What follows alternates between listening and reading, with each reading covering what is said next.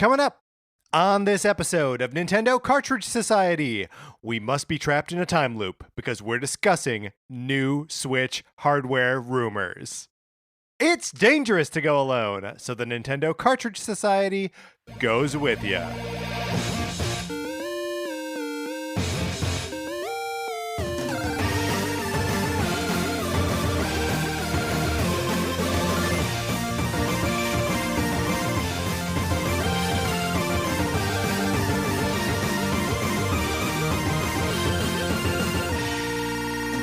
Welcome to Nintendo Cartridge Society. My name is Patrick Ellers, and I am joined, as I'm always joined, by my co-host, Mark Mitchell. We've got a good show for you today. We are going to be talking about the news from the week, including, yes, rumors of a new Switch coming in 2021.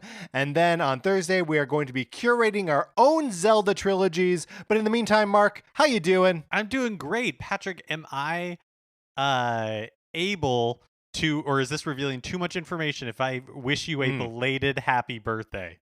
No, you can do that today, the time of our recording. It is not a belated happy birthday. Today is my birthday, Monday, August 24th.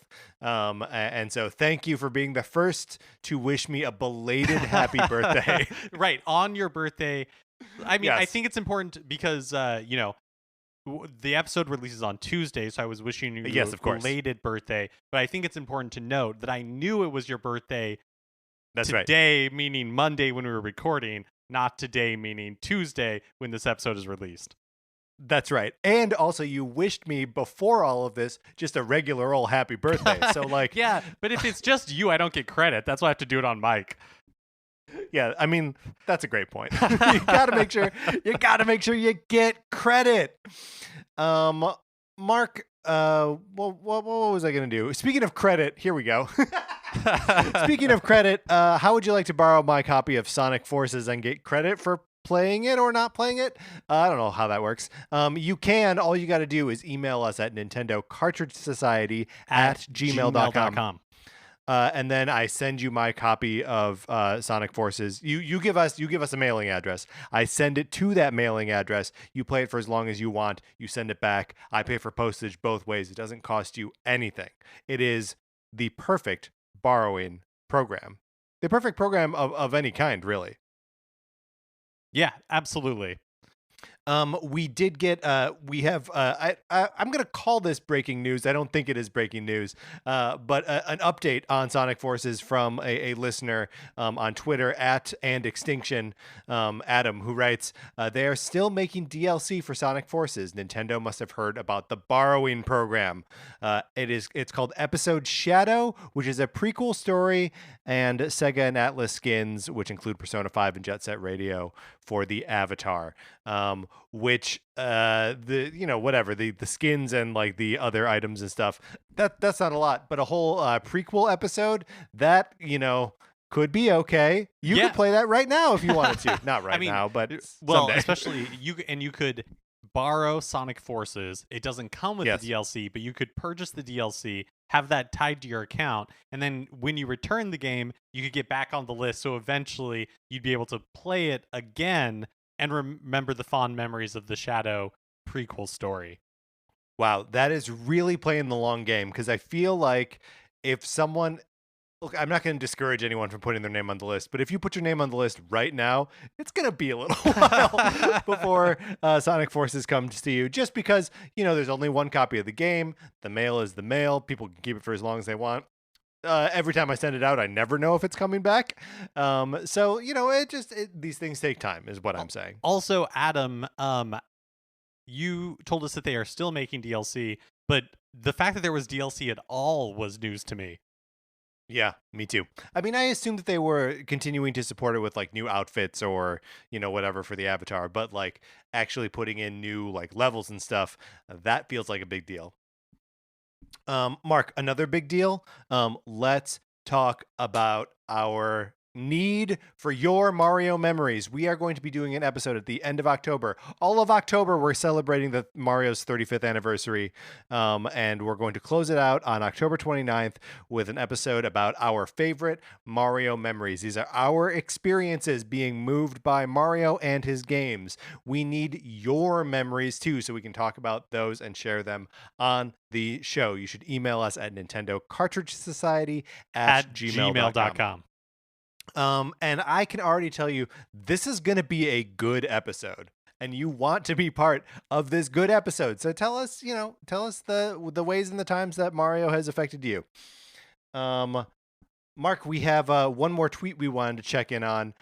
This one in response to us talking about the motion controls in The Legend of Zelda: The Skyward Sword and how they would translate over to the Switch in a new like HD version. The rumored, we've seen postings on I believe most recently on like Amazon UK, and there were a couple other places. Anyway, so we got a tweet from Paul at Paul C Pace that reads: "The Joy-Con have much more precise and advanced motion control than the Wii Motion Plus, and the pointer was always used for automatic calibration, so those controls would be easily portable." Not portable, but easily portable. I don't know what they do about the Switch Lite. Yeah, great point. No, there would be virtually no way to put this thing on the Switch Lite. Yeah, and I guess because I think Paul was responding to, we were talking about how are they going to do motion controls with the Switch anyways, because it uses different technology from the Wii Motion Plus. And yeah, I guess I did a little bit of research after this, and Paul is right as far as I can tell, where like the Wii Motion Plus was just adding like a gyroscope to the Wiimote basically, or a more like precise gyroscope to the Wiimote, and then the Wiimote itself, the only thing that the Switch is missing is like the actual like pointer control with the sensor that went above your TV that was on the Wii. So I guess like technologically they are fairly similar, but it seems, I don't know, just different to me. Like the Switch's motion controls feel different to me, but that's like one of those imperceptible, like things that you can't measure. Like I could 100% be wrong. Scientifically, it appears I am wrong. Yeah, I mean, it certainly sounds like you're wrong. I mean, no matter what, I'm excited to see what parts of that motion control they keep, and what parts of it they kind of tweak for a different experience, and especially considering how much they really need to make sure it works for the Switch Lite and for a handheld experience. Like it just needs to work there somehow. Assuming it's coming at all. Yes, of course. It may be that it doesn't have to work under any scenario whatsoever because the product is fictional. All right, Mark, let's get into what we've been playing this week.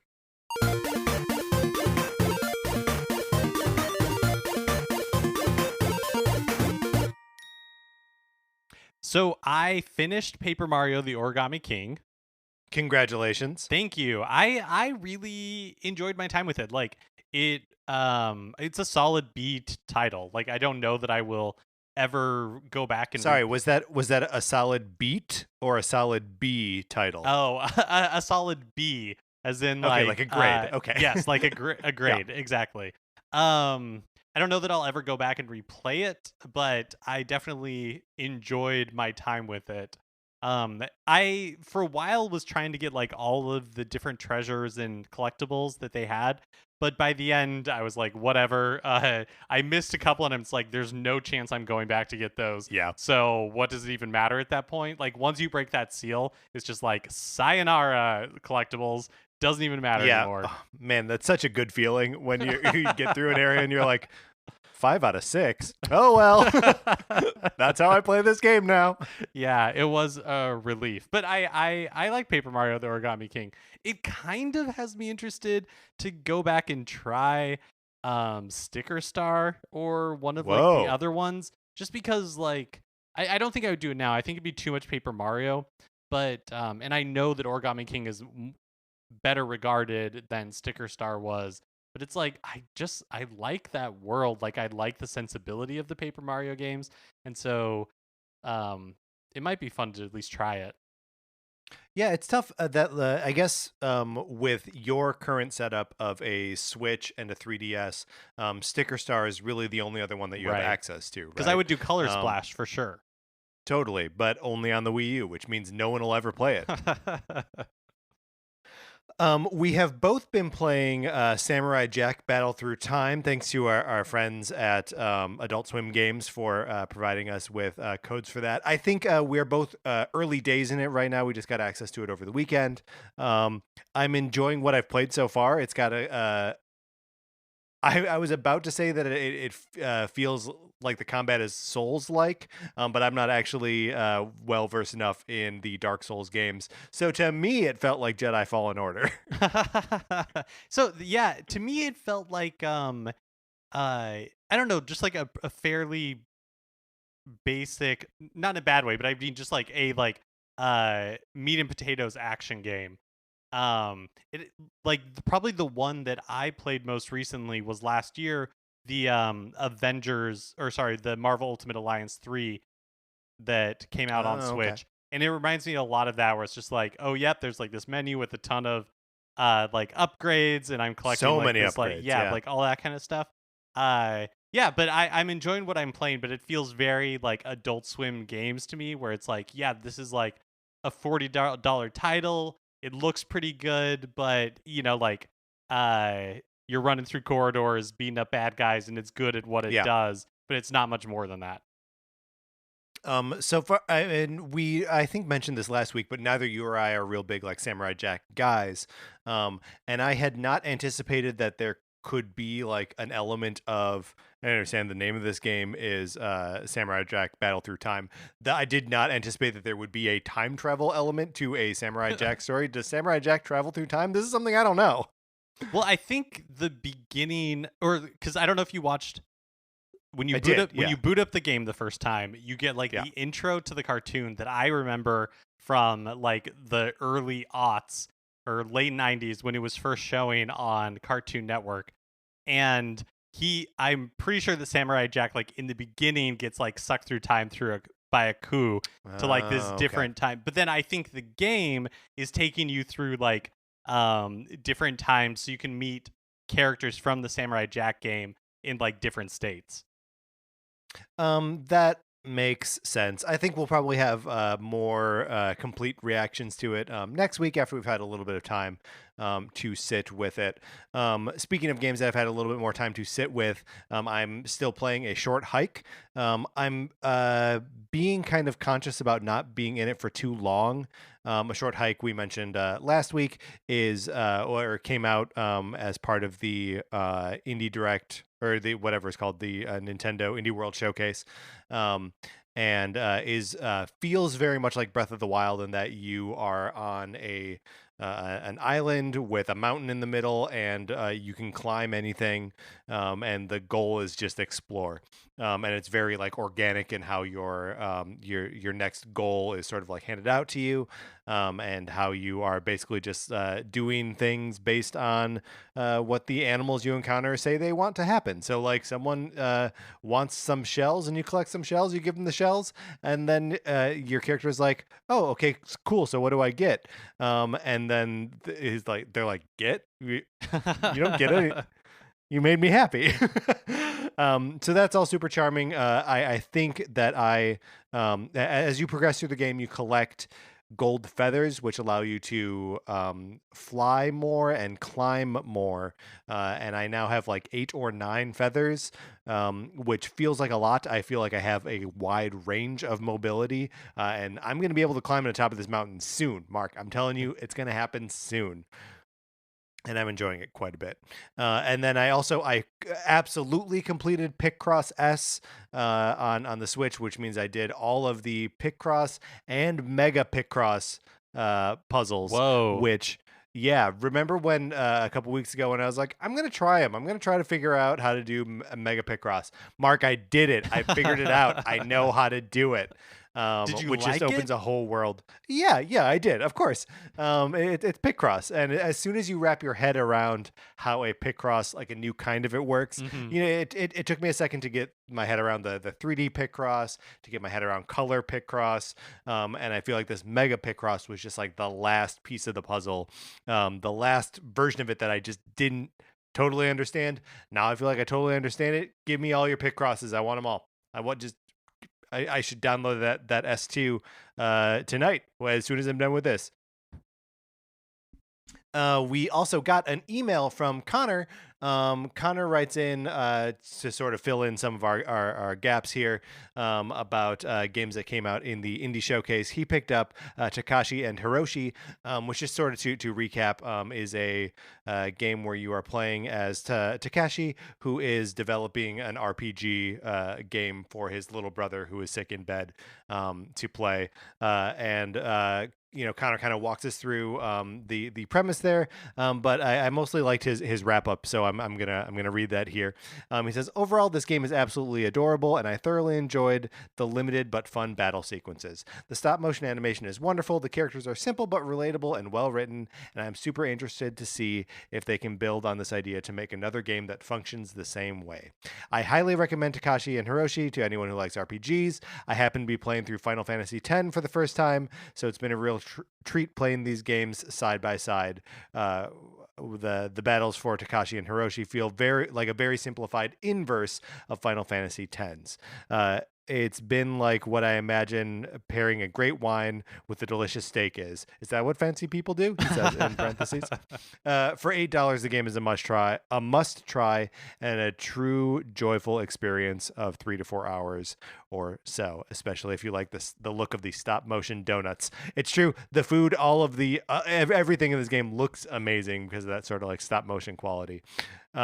He says, thanks, fellas. Keep up the good work, Connor. Connor, thank you for that. There are so many games in these Indie World showcases, and I would love for us to be able to play them all Hmm. and talk for a little bit about each one, but that is not possible. Yeah, Connor, that thank you for writing in about Takeshi and Hiroshi, and also I'm so jealous of you for getting to play Final Fantasy X for the first time.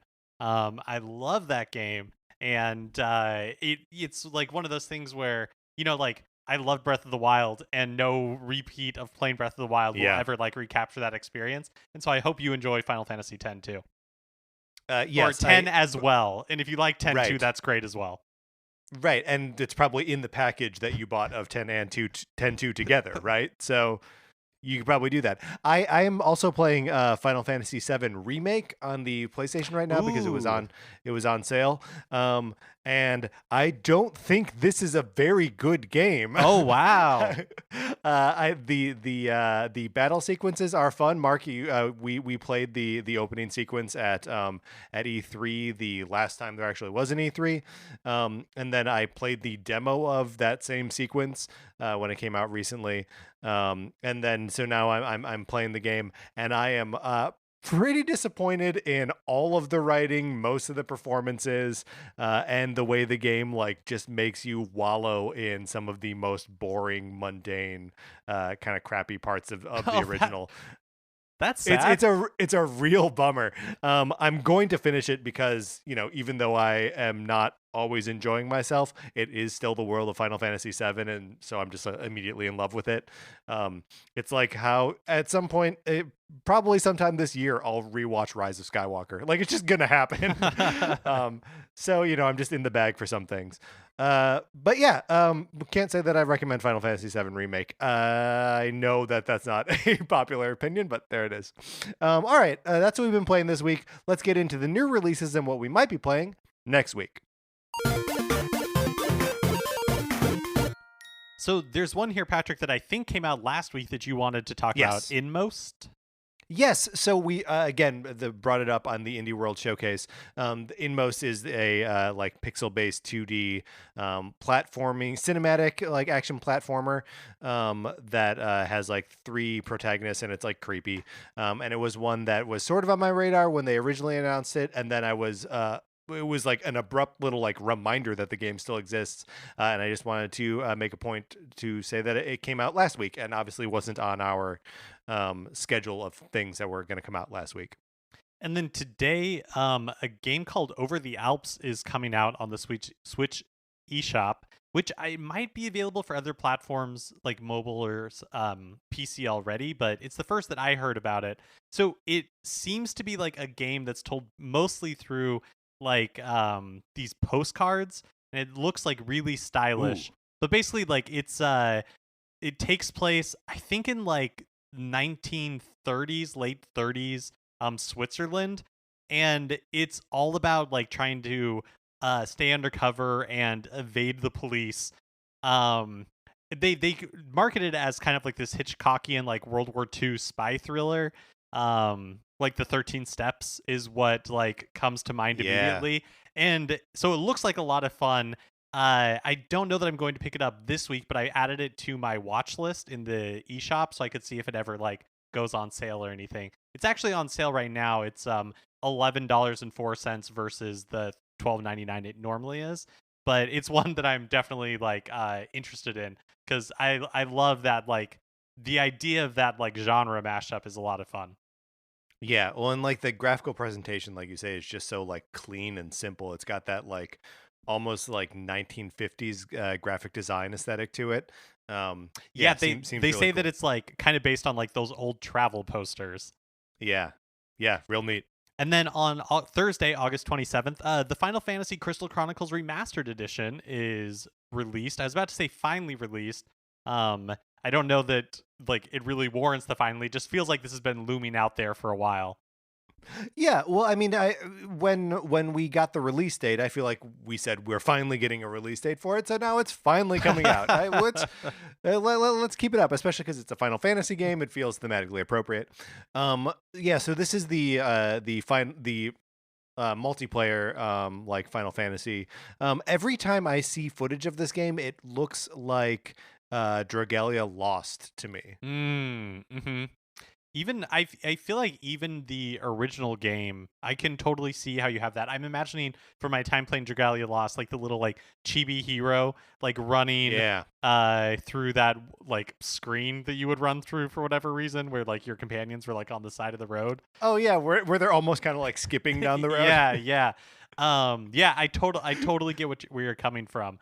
Crystal Chronicles on the GameCube was a game that I like bought but never had anybody to play with or had like the connectors for the GBA or anything like that. I'm curious how much like this is that game and how much like by remastered it's like more just like a total revamp. Yeah, and this is one that I haven't really heard anything about in terms of like advanced reviews or anything like that. And I guess reviews could be still like popping sometime this week. But I'm gonna keep an eye on it because like if there is a good, this game is expressly not couch co-op, but you can play with people remotely. If this is a game that Mark, you and I could play together or something like that, in like sort of mindlessly grinding away. Again, this is one where like there's a free version of the game where you can play through the entirety of the game as long as one person in your party has the full price game. So like that might be something fun to look into. Yeah, totally. Because we could like split the cost. Yeah, we should totally look into this. Yeah, yeah. This is a good idea. And then also on Thursday, the RPG Moon is released. This is the one that we talked about a couple of weeks ago. Now that's an anti-RPG, right? Oh, right. It is. It is maybe perhaps the original anti-RPG. We talked about it a few weeks ago. It was released in Japan only on the PlayStation 1, and is now getting like an official English release for the first time. Apparently like one of those like hidden, well-regarded gems, kind of like an Undertale way before Undertale. Yeah. You like get through the whole thing. I think like it's all about like love and not about like combat. It just seems really interesting. It's another one that I added to my wish list. Um, and then also on Thursday, I just want to point out that there is a retro classics with an X, 2-in-1 Bad Dudes and Two Crude Dudes release. This is just one of those things where it's like, I don't know what's different about this version or if the licensee changed because both of these games are available separately, right now as part of like the Johnny Turbo's arcade like series of titles that maybe is Yeah. still happening, but was definitely happening like a year or two ago. But if you want to pick up both at the same time at a price that I don't know, you can do so now. Two things about this. One, I think the like licensing for older for like classic arcade games or classic games that are basically just not Nintendo games are wild because I think everyone assumes that there is some inherent value in every old game. And there is like some, right? Like someone has nostalgia for everything, right? Like um but it's just funny to me like to see these things like sort of trade hands and for people to try to like leverage an IP like Bad Dudes into making a couple bucks. But then also, is Two Crude Dudes a sequel to Bad Dudes? I don't know. I think they're thematically linked. Like Sure, a spiritual successor. yes, if not like an actual, like tried and true sequel. I mean, Bad Hmm. Dudes, has some amount of cultural cash, like you were saying, like Right. Are you a kidnap. bad enough dude to save the president? Yeah, exactly. Two Crude Dudes, I don't know that much about, but it sounds like my mom wouldn't like them very much at all. No. Well, it doesn't. Look, they are crude. Yes. Do we know that they're rude? It's implied. It's not actually in the title. Also, it's funny to me that Bad Dudes obviously. Wait, are you the bad dudes? Are you a bad enough dude? Yeah, for sure. And that's two player, right? So It is two-player. there are already two dudes in there, bad dudes. So the second one, two crude dudes. I guess it's just the difference between bad and good. Yes. Bad and crude. Mark, we're getting wrapped around the axle here. So something else I did want to mention before we move off the new releases. There is again a sale on the eShop. We mentioned the indie sale on our Thursday episode, but there are a bunch of other games on the North American eShop that are on sale, including a couple first-party titles. And you'll see a lot of these same sales being reflected at brick and mortar retailers like Walmart and Target and Best Buy. So first party titles that are on sale. 1-2 Switch is down $10.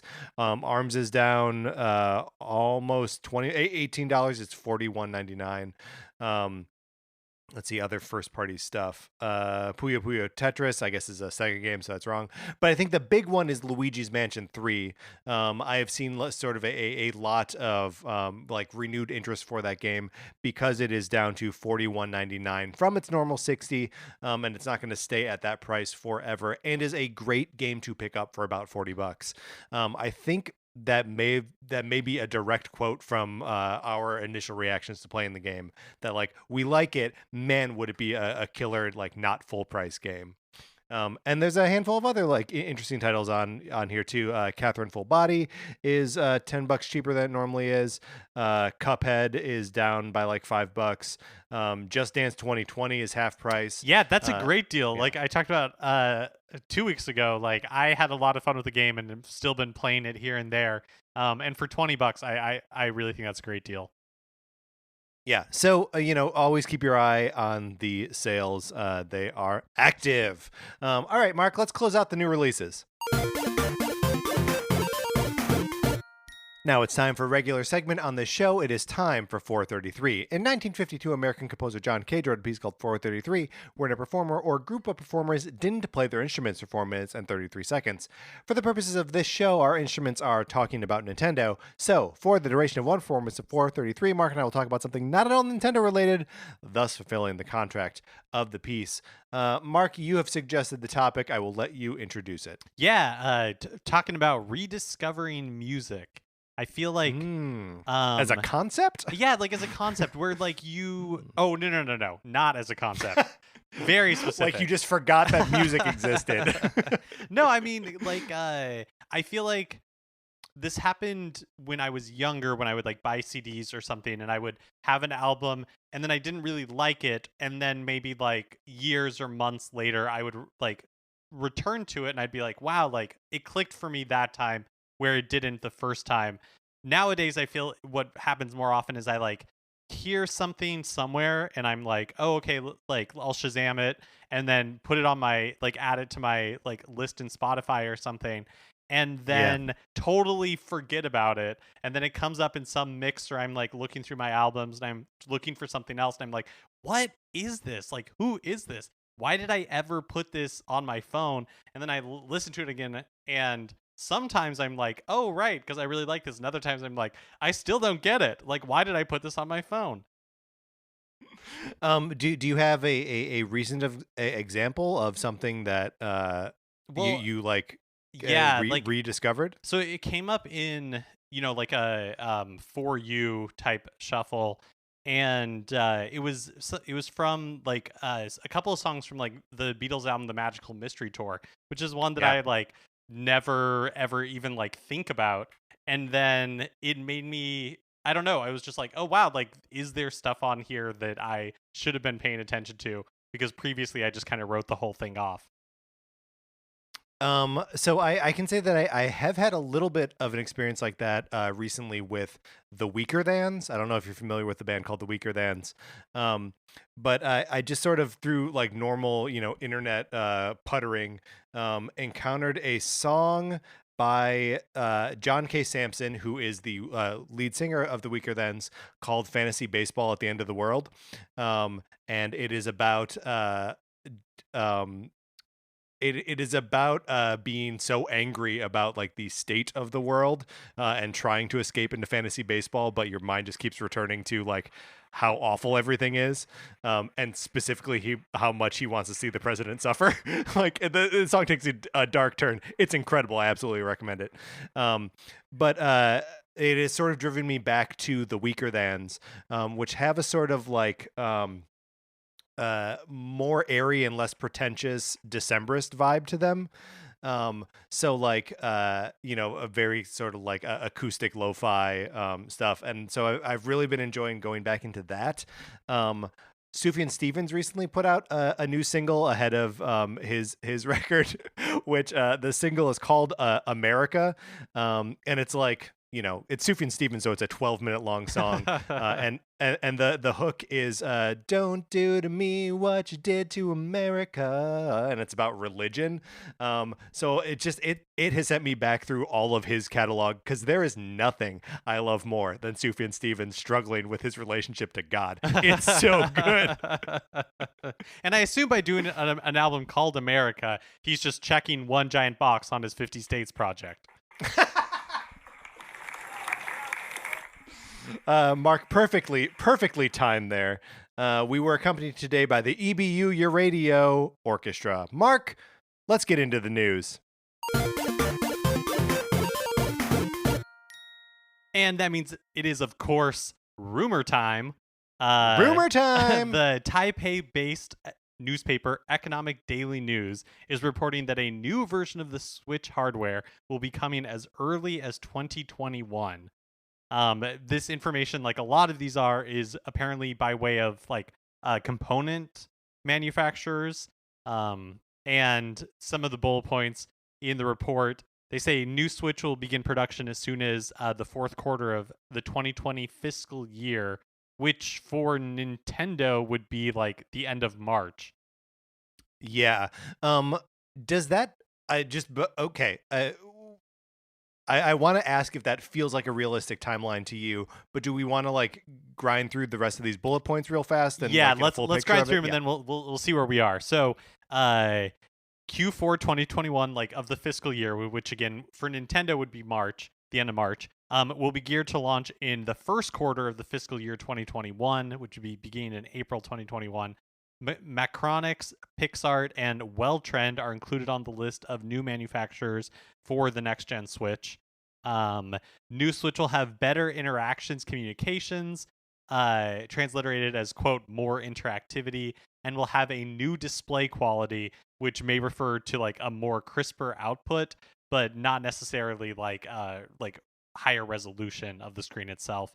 Macronix is the manufacturer that produces the NOR flash chipsets. I don't know what NOR is. Used for storage media on the Switch. PixArt is the manufacturer that will produce the next-gen Joy-Con controllers, including the hand gesture sensing. and then Well-Trend is the manufacturer that produces and designs the USB port on the Switch.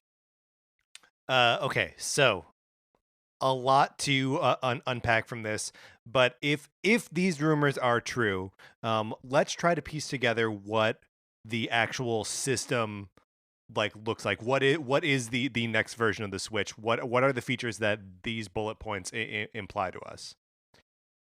So first, I feel like we have Yeah. to like, as part of our wild speculation, are we Hmm. wildly speculating that this is a like new Switch, like the successor to the Switch, or that this is like a new 3DS type upgrade where it's basically the 3DS but just a little bit like fancier? Yeah, I mean, I'm sort of expecting it to be sort of a halfway point between the two, maybe more in line with, the Xbox One X or the PlayStation 4 Pro. Um, so like, the difference between the 3DS and the new 3DS wasn't really that great. And for the most part, and just like I expect this to be, that all the it's still going to be just be called the Switch, right? And that all software will work on all versions of the Switch is my expectation. What is that what you're thinking too, or that it will actually be like a generational difference? No, I don't think it'll be a generational difference. Nintendo has talked a lot about how they want to expand the Switch's lifespan. It doesn't seem to me that they're Hmm. looking to like truncate it in any way. But like I could see how a stepped degree of change, just kind of like the new 3DS, right, where it's like same basic thing, a little bit um faster, a little bit like the features are a little bit more refined, but that's where I am like lost in all of this because the steps from the 3DS to the new 3DS, I agree with you that it wasn't like a huge like revolution, but it just like refined a lot of the things that were Yeah. problematic about the 3DS. Like, it added the head tracking for the 3D itself, and the chip was a lot faster, so just like the system booted faster, and you could load games faster, and like all that kind of stuff.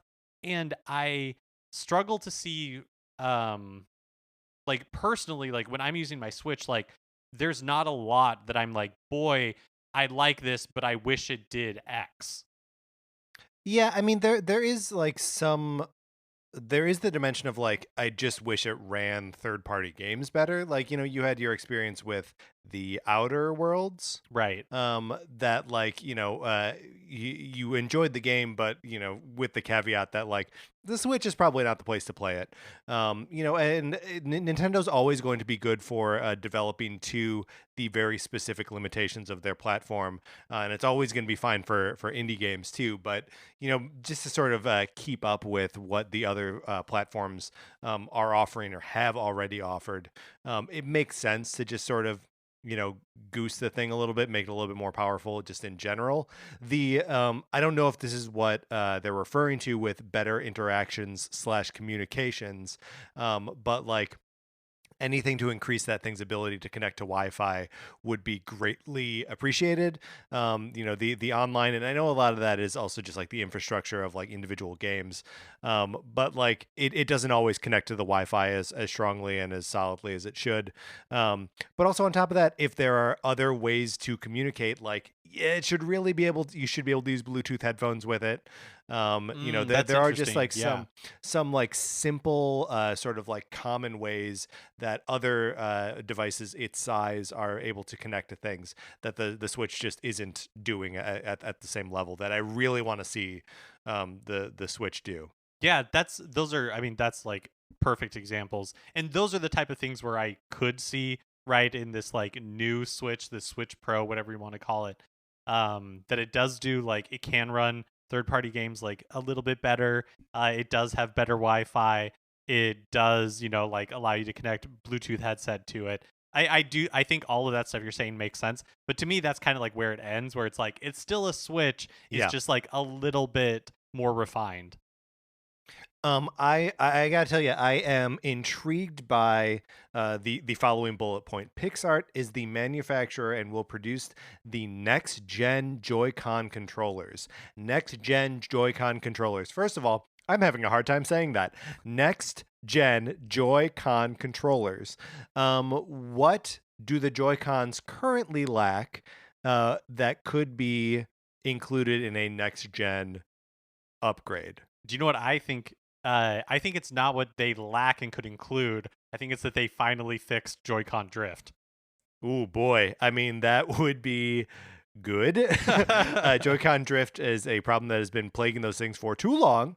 So I think that's a pretty safe bet. Do you think there's any way that they put like a regular old D-pad on the left Joy-Con? Like I'm replace those buttons with a D-pad? Yeah, I don't know, but I will say that I obviously I know that Hori like that from like third parties you can get one, Yeah, but I would love to see Nintendo do that. I will me too. also throw out there, let's just pretend we're living in a world where a Super Mario Sunshine remake for Switch exists.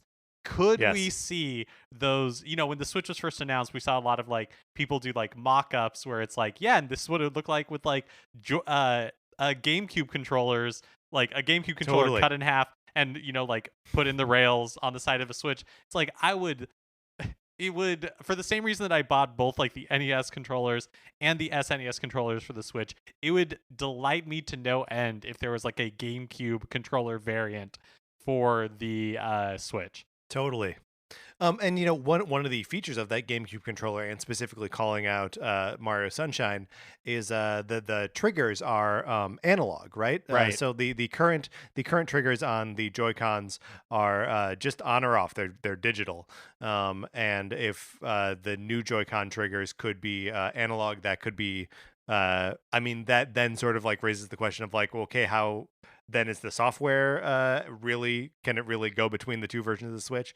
But like, they could fix that there. um the battery life on the Joy Cons is good, so that's not like a place where it needs improvement or anything like that. Yeah, I don't know. I feel like Joy-Con is one of the places where we were most surprised when the Switch was originally announced. Like one of the places where it was like, oh, this is where the impressive tech for this machine is in these Joy-Cons. And so I'll just be interested to see what the new ones can do. What do you make of the including hand gesture sensing?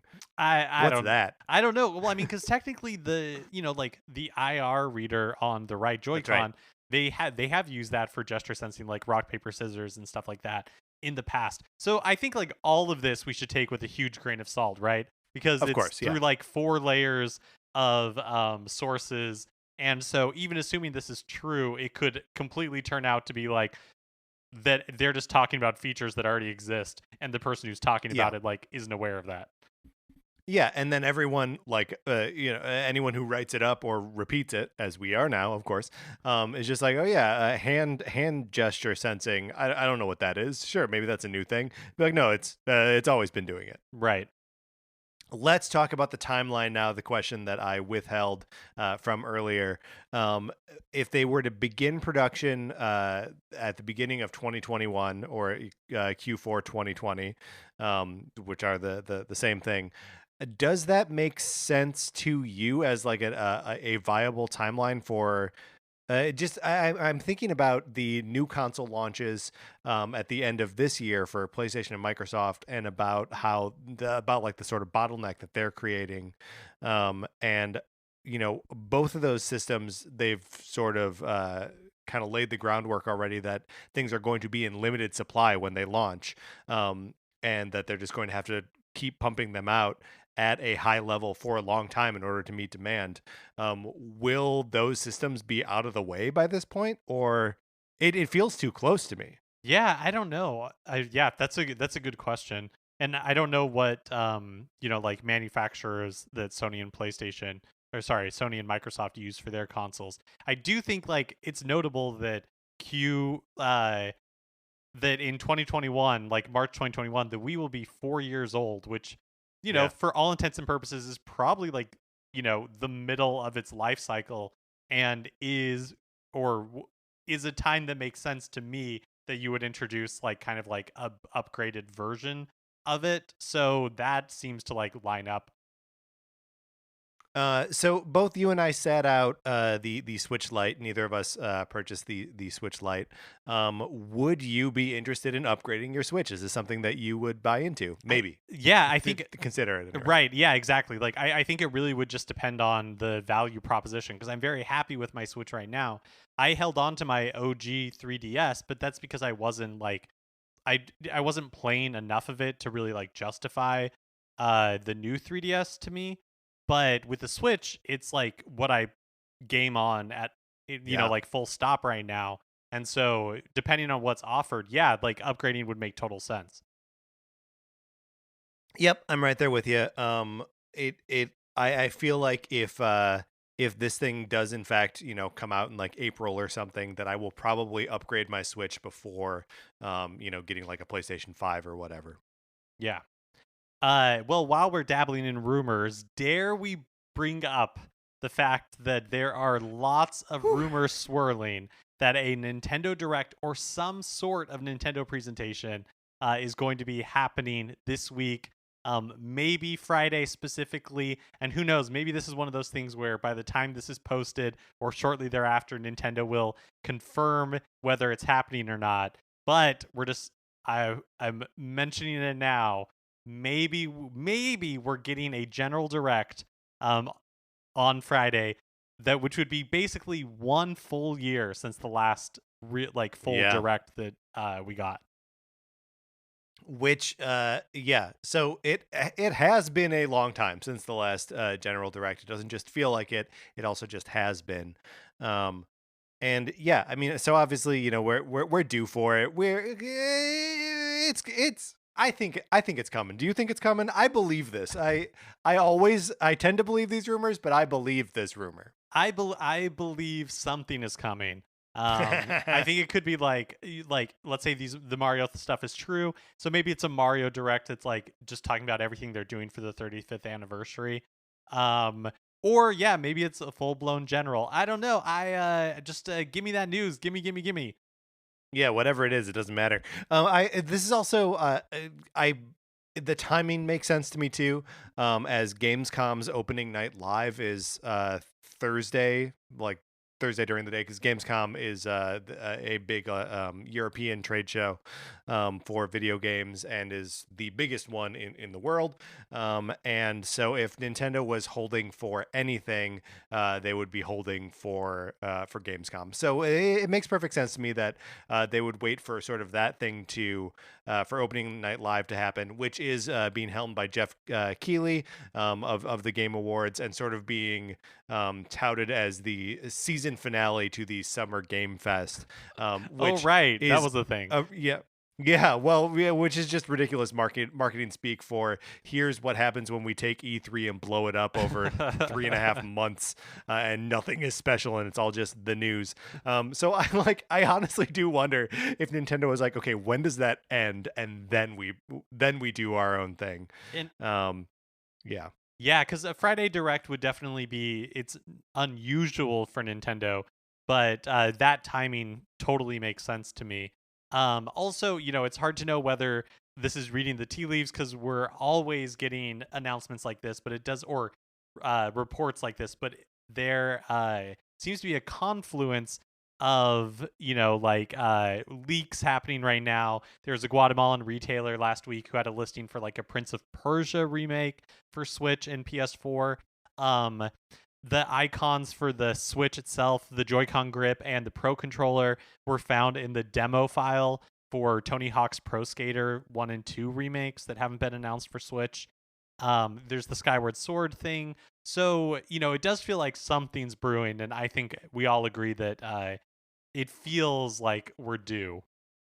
Yeah. Look, are we setting ourselves up to be disappointed? Mark, Probably. I'm gonna let us feel it this time, though. I feel like in the past and over the past year, we have preached caution, which is right. But I'm gonna throw that all out now. I'm gonna go against our principles. I'm gonna say, let's get excited. Let's build this up in our minds. It's gonna blow us all away. We're all gonna be happy. Nintendo of America announced on Twitter that they'll be officially bringing the Nintendo Switch to Brazil soon. No official release date has been given, but they shared a Facebook page and an Instagram page that fans can follow if they want like the latest updates and more information. And Brazil's a pretty big emerging gaming market, so it'll be good for Nintendo to get in there.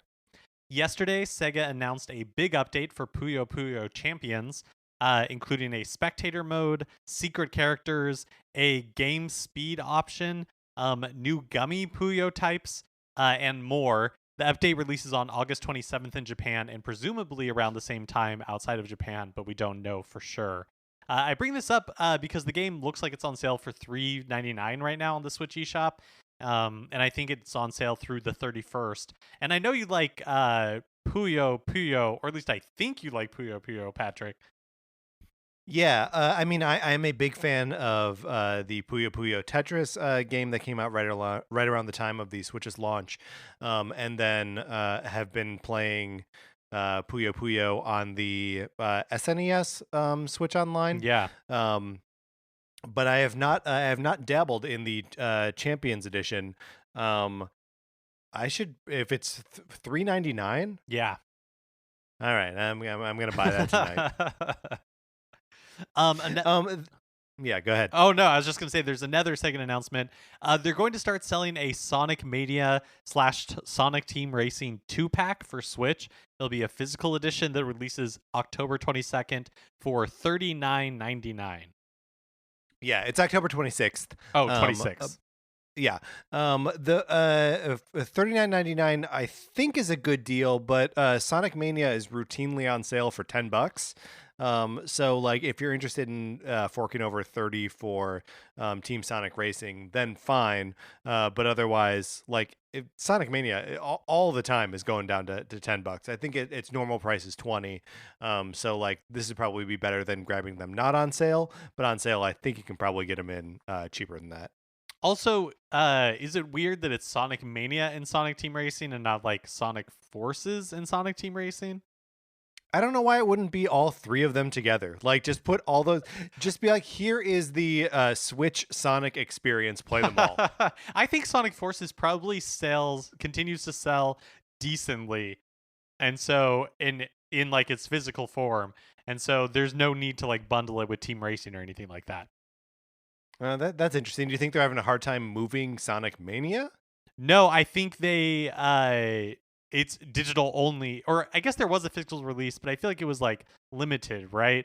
And yeah, so, I think that maybe even specifically from limited run games or something like that. So I think this is the first time, at least that I'm aware of, that they're actually like shipping Sonic Mania.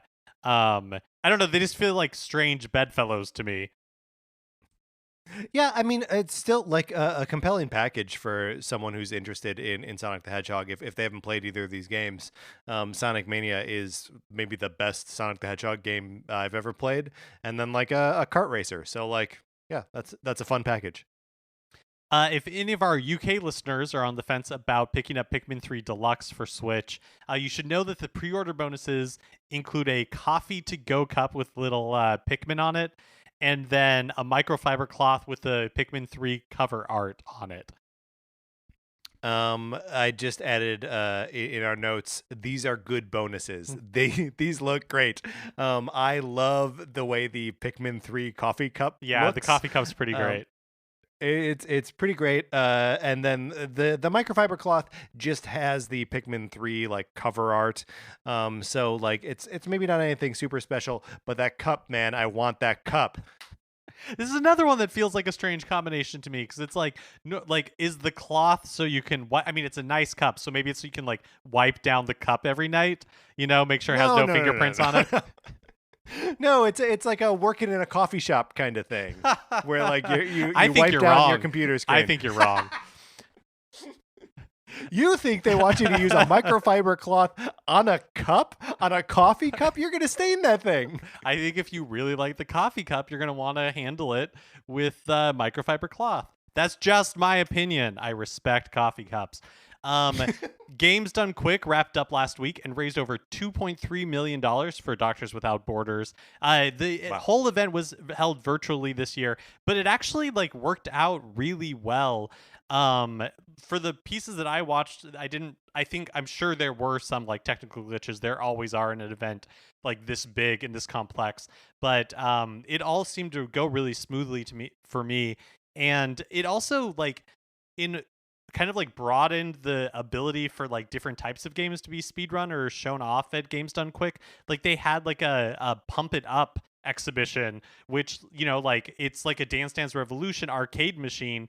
And so somebody, you know, like they would never set that up at Games Done Quick previously, but it was just an opportunity for like somebody to show it off. So that was a lot of fun. You can find all the runs from Summer Games Done Quick on their YouTube channel.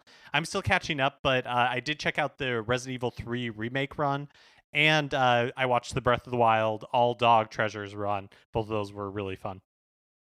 I also checked out the hard mode 0 lives run of the Lion King for the Super NES, which was great. It's cool to see a game like that I feel like isn't I've never seen it run before. I'm sure there is like a big community for it, but just kind of acknowledging that like this is a super hard game that we all like quit like level 3 when we were kids, and here are people that have mastered it.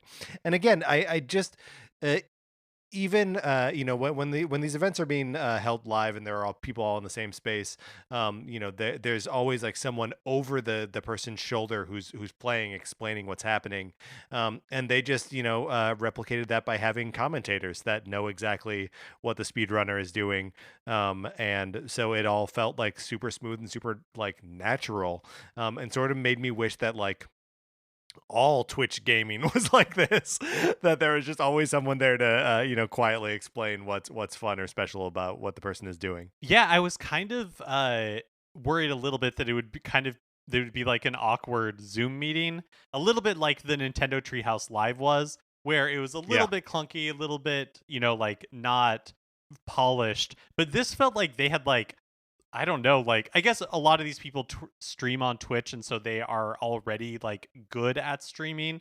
But it definitely felt like very polished. Like I was super impressed. Mm-hmm.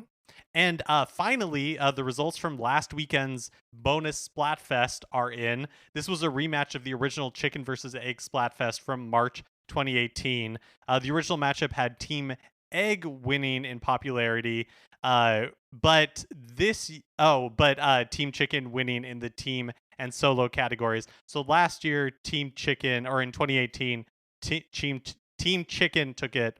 When we talked about this previously, Patrick was weighing in heavily for Team Egg, I believe. Yes. But yes. Yeah. But this year, you know, once again, Patrick and God were defied. Team Chicken won once again. Although Egg won in popularity, in normal and pro mode, Chicken took it. Yeah. So just as in the past, the people have spoken correctly. The people have selected Egg, and then for whatever reason, Egg gets beat out in the two other categories of solo and team play. Again, if the implied question is which came first, the chicken or the egg, the answer is the chicken. It was laid by a bird very similar to a chicken. It laid an egg. That's it. Oh, wait. So the answer is egg. You said chicken. Yes, my bad. Yes. Oh boy. I think you really want to be on the record for this one. Yes, I want to be on the record. It is the egg. A bird very similar to a chicken laid an egg, and a chicken was hatched from that. The bird that laid that first egg was not a chicken. Yeah. I mean, it's basically like the X-Men, right? Like the parents of a mutant were not necessarily mutants themselves. Yeah, it's just thank you, Mark. It's just like the X-Men. Well, also just wanted to bring up that there are going to be 2 more bonus Splatfests. And again, they said that they were done doing Splatfest, done updating Splatoon, but we're going to have 2 more bonus Splatfests, which will probably just be rematches of previous categories between now and March 2021. All right, Mark, let's get out of the news.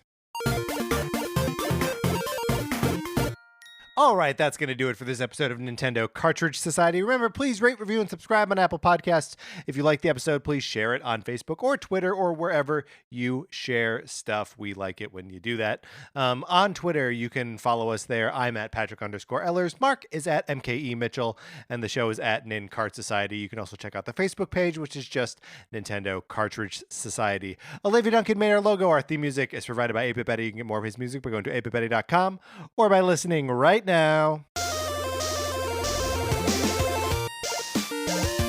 For my co-host, Mark Mitchell, this is Patrick Eller saying, polish your coffee cup, and thanks for listening.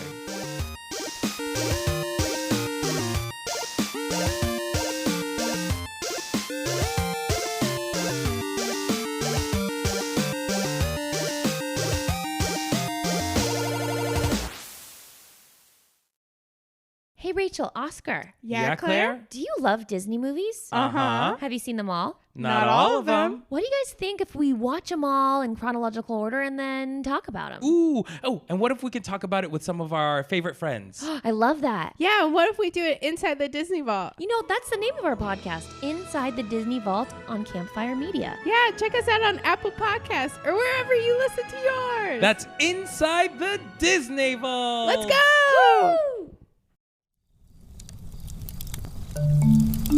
Campfire.